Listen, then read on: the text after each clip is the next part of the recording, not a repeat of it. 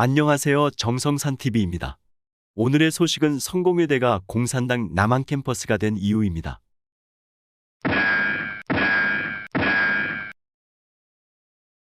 1914년 4월 대한성공회는 인천 강화의 성미가엘 신학원이라는 학교를 설립했다. 일제강점기 강제 폐교되는 위기를 겪지만 1961년 현재 위치인 구로구 항동으로 이전해 1982년 천신신학교로 이름을 재인가를 받으면서 4년제 대학학부 과정을 개설했다.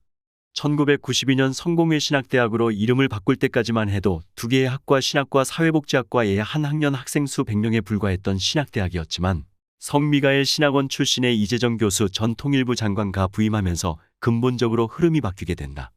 과거부터 지금까지 성공회대의 3대 교육 이념은 열림, 나눔, 섬김이다. 하지만 이재정 등장 이후 성공회 신학대학 이후 성공회대학교로 계층은 왼쪽에만 열리고 오른쪽에는 닫혀있는 행보를 보이기 시작했다. 이재정은 성공회대 교수와 총장을 역임하며 무려 21년 동안 성공회대를 좌파의 본산으로 키웠다. 2000년에는 정치권에 진출, 문재인 정부 때 통일부 장관까지 오르며 자신의 정치 인생 정점을 찍었던 인물이다. 그가 실세로 21년 동안 성공회대를 장악하는 동안 성공회대는 좌파들이 성공을 위해 한 번씩 거쳐가는 일종의 정치적 관문으로 전락했다. 두드러진 것은 좌파 성향의 교수가 대폭 임용된 일이다. 대표적인 인물로 1988년 임용된 신영복을 꼽을 수 있다. 지금은 소주 처음처럼의 글씨를 쓴 사람으로 더 잘 알려져 있지만 신영복은 좌파 진영에서 우리 사회 지성의 뿌리로 일컬어지는 인물이다. 1968년 발생한 역사상 최대의 간첩단 사건인 통일혁명당 통역당 사건으로 무기징역을 선고받았지만 20년 복역 후 출소해 신의 과거 친북 활동에 대한 전향이나 반성도 없이 성공회 신학대학에 임용됐다. 그를 끌어들인 것은 물론 이재정이었다. 1988년 10월께 마당 세실극장 이영윤 대표의 소개로 신영복을 만난 그는 전국에서 제일 작고 보잘것없는 학교인데 강의 좀 해줄 수 있느냐고 제안했다. 이렇게 신영복은 성공회 신학대학에서 경제원론과 한국사상사를 강의하게 된다. 이재정이 두 번째로 영입한 인물은 사회과학부 조희연 교수다. 유신 시절 긴급조치 위반으로 구속된 바 있는 그는 성공회 신학대학에 자리를 잡게 된다. 이후 박원순 서울시장과 함께 참여연대 창립을 주도하는 활약을 한 조희연은 최근 2014년 6.4 지방선거 서울시 교육감직에 출사표를 던지기도 했다. 한편 신영복과 함께 통역당 사건으로 검거된 또 다른 인물로는 박성준이 있다. 그는 북으로부터 직접 지령과 공작금을 받는 거물 간첩 김종태에 의해 포섭, 남한 무장봉기를 획책하기도 했다.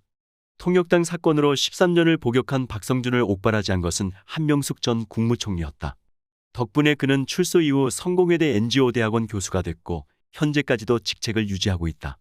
성공회대학교 영문과 진영종 부교수는 전국대학강산노동조합 위원장을 역임했던 탓에 교수 임용이 힘들다는 평가를 받는 인물이었으나 성공회대는 그를 받아줬다. 자신의 이력을 숨김없이 적어놓은 진영종에게 조희연 교수가 이런 걸 쓰면 어떡하냐고 말한 일화는 유명하다. 이에 대해 진영종 교수는 운동 경력이 우대사항이라고 해서 썼다고 답했다. 2006년 월간 중앙 보도 내용. 사회과학부 정혜고 교수도 이재정 전 총장이 영입한 대표적인 좌파학자다. 2005년 12월 2일에 열린 한국산업사회학회 주최 심포지엄에서 정 교수는 6.25에 대해 다음과 같이 말했다. 다들 한국전쟁이 발발한 원인과 그 책임에만 매달리고 있는데 이미 이 논의는 대단히 이데올로기적이고 정략적인 요소로 오염된 상태이다.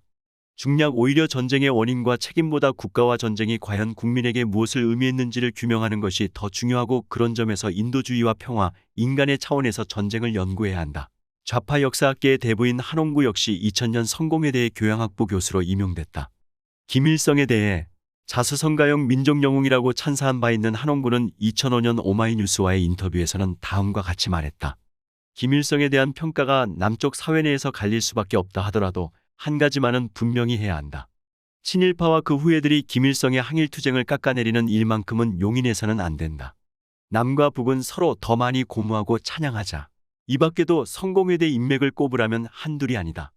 김일성은 우리 민족 가장 암울한 상태의 혜성같이 나타나 참으로 많은 것을 성취한 지도자라며 노골적인 김일성 칭송을 입에 담고 살았던 한홍구 교수, 종편시사 프로그램에 단골로 출연하는 좌파 성향의 최진봉 교수, 마크 리퍼트 주한 미국 대사를 커터칼로 습격했던 김기종 역시 한때 교양학부 외래교수로 활동하기도 했다. 그 밖에도 학생으로 성공회대와 인연을 맺고 있는 인물로는 연예인 07학번 김재동, 청와대 비서실 행정관으로 근무했던 탁현민, 그는 나중에 성공회대 신문방송학과 겸임교수로 자리를 잡기도 했다. 윤도현 밴드를 이끌고 있는 가수 윤도현, 페미니스트 국회의원으로 잘 알려진 남인순, 심상정의 계보를 잇는 정의당의 차기 권력 페미니스트 정치인인 이정미, 생전 다시 대학생이 된다면 성공회대 학생이고 싶다는 말을 남기기도 한 박원순, 그리고 문재인 정부 대변인을 했던 고민정 의원도 대표적인 성공회대 인맥이다. 2013년 8월 성공회대는 교육부 장관 자문기구인 대학구조개혁위원회가 공개한 부실대학 명단에 포함되기도 했다. 대학으로서의 내실보다 정치 활동에 관심이 많은 대학의 운영 방침이 나은 불명예스러운 일이었다.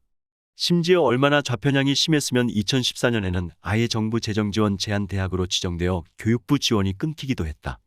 방만한 학교 운영으로 부실 대학로 지정된 것에 대한 반성은 없었다. 성공회대는 이런 조치에 즉각 반발해서 박근혜 정부가 좌파 성향의 대학을 탄압하고 있다며 여론전을 펼쳤다. 성공회대 인맥들은 나중에 촛불 시위와 대통령 탄핵에 주도적 역할을 했다. 2006년 월간중앙은 성공회대 내부의 특이한 인사 기준에 대해서 비판하는 기사를 쓰기도 했다. 성공회대에서 교수가 되기 위해서는 운동권 경력이 중요한 기준이 된다는 내용이었다. 교수의 학문적 자질이나 지식인으로서의 품격이 아니라 친북, 반미, 공산주의에 경도된 용공활동을 중심으로 교수를 뽑는다는 뜻이기도 했다.